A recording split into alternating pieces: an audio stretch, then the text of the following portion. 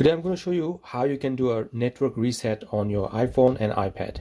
It's in 3 simple steps. Step number 1 is go into settings. Step number 2 is go into general, and step number 3 is find a reset button. Please make a note of Wi-Fi password because you will need it again once the reset is done. So we'll just do it first on the iPhone. Here, go into setting. Step number 1 is setting. Go into general. That's the step number 2, general, and then find a reset button in general. So we are in general, and then reset button here.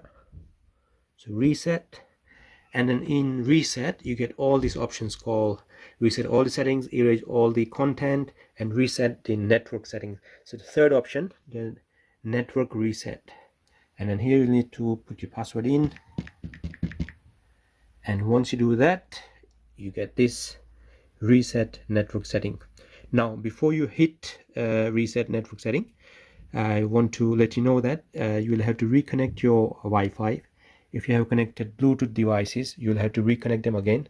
And also if you make sure you just make a note of your Wi-Fi password, so you just do it quickly again.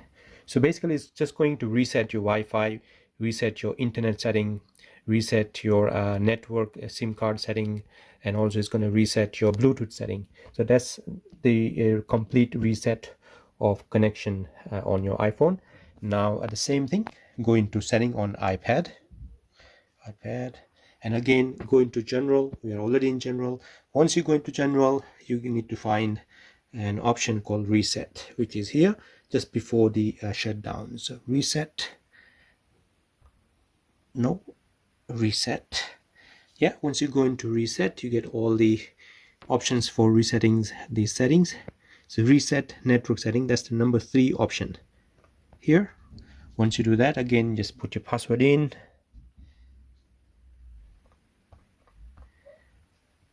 and then you get the reset network setting. This will delete all network settings, returning them to factory default. So that's all. Thank you very much for watching this video.